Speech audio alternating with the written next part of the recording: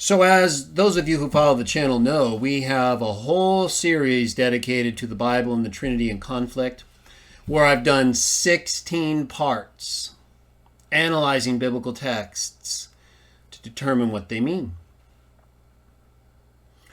I've also done videos on Jesus and Michael as the biblical archangel.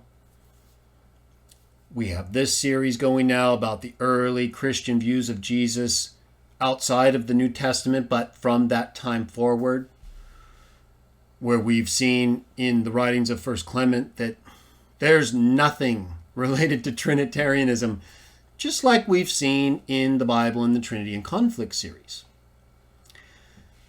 This evening we will be moving forward just a little bit, not too far, right after the turn of the first century into the second century.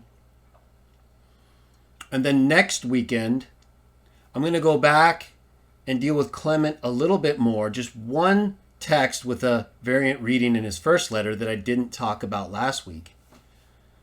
And then I'm going to talk about his second letter, which is not as widely accepted as his first in terms of being from Clement, but still important nonetheless, whether it represents entirely Clement's view or just a mixture of early Christian views. Same with Ignatius. So we're going to talk about Clement a little bit more of the uncertain aspects of Clement's writings. One variant reading from his first letter, the second letter, and then we're going to talk about Ignatius's letters. Then after I finish with the next portion of Clement and Ignatius, we're just going to move right off away from all this Trinitarian related stuff and into issues related to biblical history, science. We're going to talk about the dinosaurs, the flood, show that all of these things support the biblical narrative and the belief in eternal intelligent life,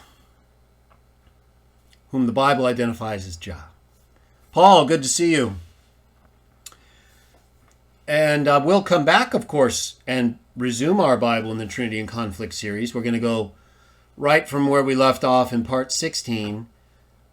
We're going to jump forward, and we're going to talk about the creeds. We're going to talk about elements of the creeds and things that people responsible for a lot of the things in the creeds came up with to try to justify their understanding of God. I've seen so many things from Trinitarians recently, since they don't have anything in the Bible. They keep coming up with all these non-biblical analogies and later Trinitarian ideas. And like we've talked about, right? I mean, my Created and Begotten series, which we also have ongoing and just capped fairly well with the end of Trinitarianism, where we've made plain that begotten and created are the same. They really don't involve any difference at all.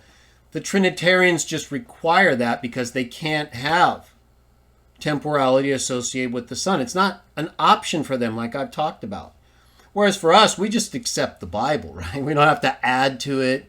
We don't have to change the meaning of begotten, created, right? Matthew chapter 1 used the same term over and over and over again, leading up to Jesus being born or conceived first in Mary. Exact same term, showing no transfer whatsoever, just the creation of a human within Jesus. As he became a man, emptied himself, right? We talked about kanao, how it has nothing to do with limiting or veiling yourself. It's empty. And then he became the last Adam. Lower than the angels. Quotation from Psalm 8, which uses Elohim in the Hebrew text.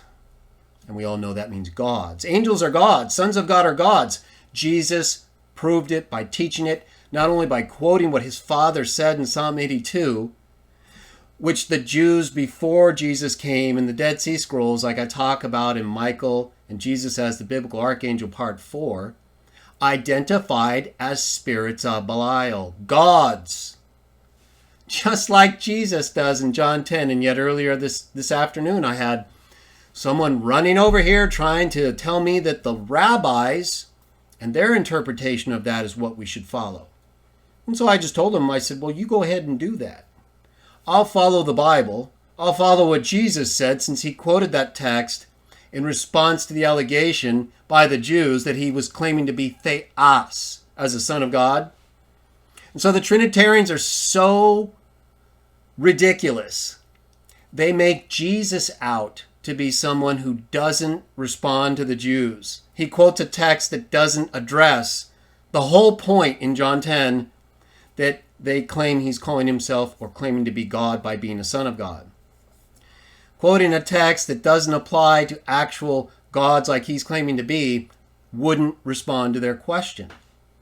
So they sacrifice Jesus' logic and reasoning, which is the highest there is, just so they can try to preserve their understanding of God and gods, which they can't. Remember, people, and you're going to see it tonight more than any other night that I've discussed it. When Trinitarians use God, any word for God, and they're talking about the Son, the Father, or the Holy Spirit, they mean one of two things: the Trinity or a person of the Trinity. That's it. So they run around, right?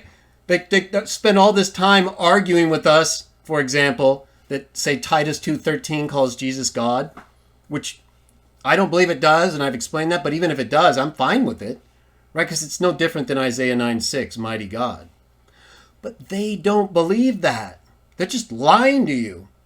They don't believe Jesus is God or a God. They believe he's a person of God. See, there's only one God in Trinitarianism: Father, Son, Holy Spirit. Of course, we know in the Bible that's not true. One God, the Father, is what it teaches.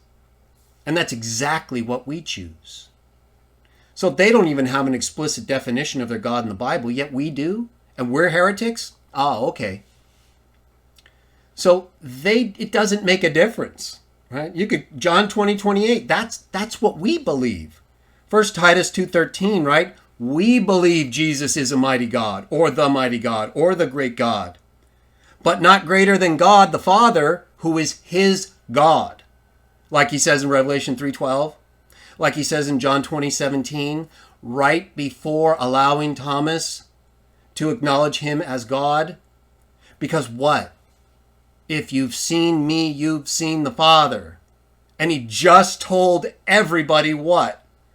I'm ascending to my Father and your Father, and to my God and your God. Who's our God in the Bible? One God, the Father. So when he's acknowledged as my Lord and my God, who is he? He's God the Father. That's what he says in John 14. Have I been with you this long? Trinitarians, have you had the New Testament this long, and you don't even understand that when you're looking at Jesus, you're seeing the Father? And you can't understand John 20:28?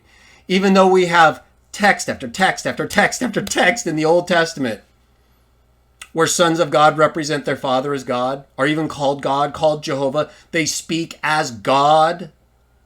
And then they get to John 20:28, and it's like, oh, wow, how could this be? He must be part of a Trinity. No, he must just be one of the sons of God who are gods, like he proves to the Jews in John 10. You notice how I stay in the Bible with all of this, and it makes sense? Trinitarians can't do it. All they can do is lie to you. How? By telling you Jesus is God when they don't even believe it. They believe that means he's a person of God. But when you as a non-Trinitarian hear a Trinitarian try to force their beliefs into the term God, you don't see the beliefs right away. You just see the word God, right? So they take you to a text in the Bible and they try to prove to you Jesus is God there, which they don't believe. But they figure if they can get you to see that the term God is applied to Jesus, that you'll just forget that that doesn't prove the Trinity. That actually contradicts the Trinity. Why? Because it's using God of an individual, not of a hypostasis in a Trinitarian sense. That's not an individual. So you see, it's a sleight of hand, everybody. I talked about this in my chapter 2. Understanding Trinitarianism in my Jehovah's Witnesses Defended book, second edition primarily. And I'm going to show you an article in which I discussed it about 10 years ago, which no Trinitarian alive that I know of, and I think I would have known by now, has even bothered to respond to, because they can't. What are they going to say? Oh, no, Greg, we don't believe that God means person of God. Well, they do. Because then what are they going to say? That they mean that's an individual God? Of course they don't believe that. Even though that's what John 1:1 and all these other texts teach. Right? That's the terms used. That's the separation made. They just can't comprehend, in spite of all those New Testament texts involving the sons of God and angels, how they can be their father to us and not be some rival God. It's incredible. It's all over the Old and New Testament, and they're blind. Why? Because they're not loyal to the Old and New Testament. They're loyal to their traditions. And you may think, well, how could that be, right? Oh, it be. Look at the New Testament. Look at the scribes and Pharisees who opposed Jesus. Did they not have the Bible? At least the Hebrew Scriptures, Hebrew Aramaic Scriptures. Did they not have the temple of Jah? Did they not invalidate the text with their traditions according to the Messiah? They sure did. So it shouldn't be any surprise that we have a group of people who not only do that very same thing, but who act like the scribes and Pharisees in almost every way, huh? I mean, they come over to my channel, for example, and they call us demonic, satanic, from the pit of hell. I mean, these abusive, offensive, non-Christian, derogatory terms, and then they run around and say, well, why don't you debate us? Oh, I don't know. Could it be because you're offensive and rude and blasphemous? And I've already defeated 3 of your main apologists? And they haven't provided me answers with anything I've done since then either? Could it be because the people you want to debate me are not only rude, offensive, and act like non-Christians that I'd never even share a stage with? They know that, right? They know that, so they're just pretending like they want to debate and then acting in a way that disqualifies them from any kind of debate. Plus, there's nothing to debate. They haven't responded. I'm going to show you tonight just one example, a 10-year-old example, where they have not responded. So what am I going to do? Debate with myself? They don't have anything. They're done. Now, understand, that doesn't mean there aren't Trinitarians who are sincere. I'm talking about the apologetic whack jobs right now, okay? The ones that run around and try to create division and are just full of hate and anger and frustration over their dying doctrine. I mean, they can see it all just slipping away. And of course, not a moment too soon, because all the damage they've done to the divine name, to the identity of God, the Messiah. They blaspheme the created firstborn Son of God, misrepresent the biblical terms that describe him. They misrepresent every single use of God for God in the Messiah. And then they take the divine name out of the Bible. So they can't even figure out Psalm 110:1, right? They've confused everyone. So it's no wonder they're confused and they can't figure this stuff out. So don't expect them to just all of a sudden they're going to go even crazier, right? Because this is the end. I mean, they're desperate now. And so one thing I found to be very effective, of course, in addition to just staying with the text, right? That's number one. You stay with the biblical text. You stay in the biblical time periods within which different groups understood different terms in certain ways. We don't have to jump to the later rabbis or the later Trinitarians. They do. They have to do all of that stuff, and they do. I'm going to show you tonight. So, but don't expect them. I mean, I would expect them, in fact, to be even more insane at this point, the apologetic nuts. But those of you who are like me and actually care about people, right? I mean, we know that the apologetic freaks, they're not really relevant, right? They're just flailing about as they watch their position and their doctrine go down in flames because they just couldn't come up with a credible defense. It's not my problem. They're the ones who destroyed it with their own terrible argumentation, even though it never should have been presented in the first place as a solution to any biblical text or concept, right? The Bible interprets itself. And that's what I did at the start of this pre-show, and I've done in mostly all of my shows, because that's all we need to do. Sometimes we look at the Dead Sea Scrolls and other non-biblical texts because they inform us about different views, but even those, for the most part, are consistent. Like I mentioned earlier about Psalm 82 and the God spoken of there. So I would expect the Trinitarian apologists to continue to descend into madness, and especially after tonight. You watch what I've got for you. But we need to think about the Trinitarians who aren't nuts, right? The non-whack jobs. We know who's nuts out there. We know who's an offensive, rude, blasphemous coward who runs around trying to argue with people, and he can't even respond to one single article written 10 years ago, let alone any chapter in any of my books over 2 decades ago. No, it's embarrassing. It's a humiliation. And so, nevertheless, we have a lot of Trinitarians who aren't like that. Right? They're actually nice people, and they believe in the Trinity because they've been taught it by their scholars and theologians under threat of heresy, right? So they're going to need some help if we see sincere Trinitarians who just, they really believe in the Bible, they believe in the Messiah, but they've been tainted by the Trinity. They've been raised with this false doctrine. And so when they hear us talking about it in this ways, it kind of bothers them. Well, we don't want them to lose their faith, right? No. We don't want anyone to lose their faith. We want to increase their faith by teaching them the truth so they don't lose it later on when they don't know what to do when people challenge their unscriptural traditions. So we have to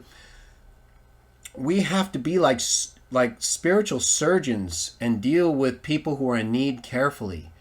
Try to extract these cancerous, tumorous, false doctrines from their spiritual body so they can become healthy and properly worship the Father through the Son the way we're taught.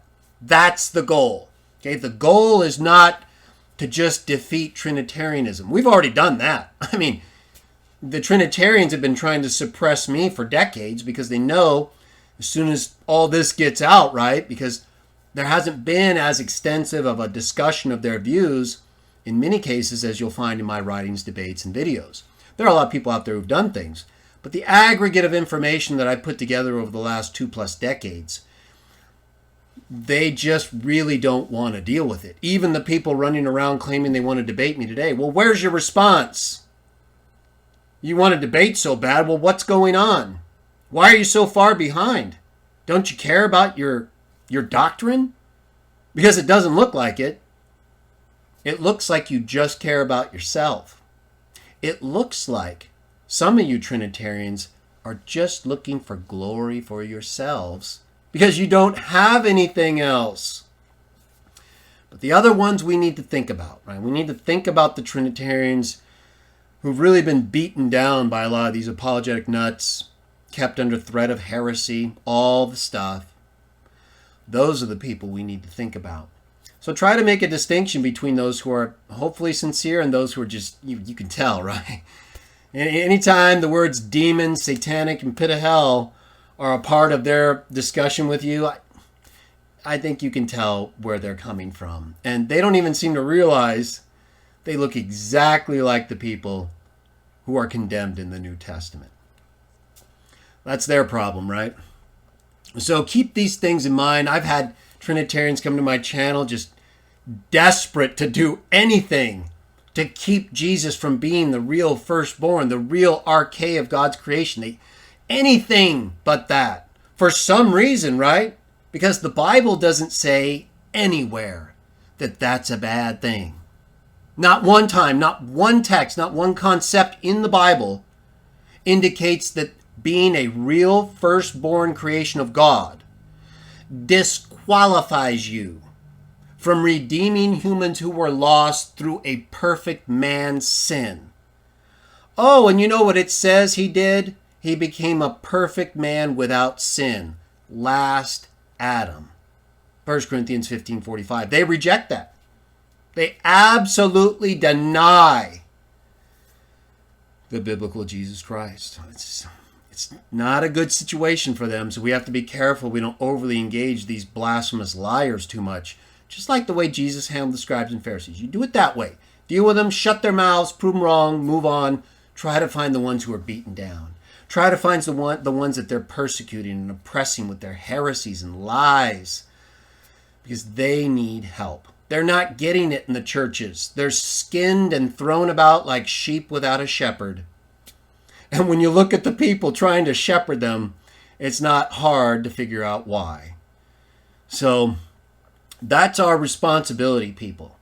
Help the rightly disposed Trinitarians to understand biblical theology and to disassociate themselves from this false view of God and the Christ and the Holy Spirit so they can actually worship with spirit and truth. John 4:24. That means a lot to me. That's why I do these things, right? I don't really care about all these apologetic whack jobs. They just make things difficult for everybody. And blaspheme the Son of God openly. I care about the ones who really believe in the Bible, who just want to believe in Jesus and worship the Father through him. That's who I think about. But I know we've got a group of nuts out there who are really just beating down their own flocks. And so it's sad in the same way that Jesus saw the way that the Jewish people of his day were being treated by many of the very same types of people we have to deal with today. So that's why we do it.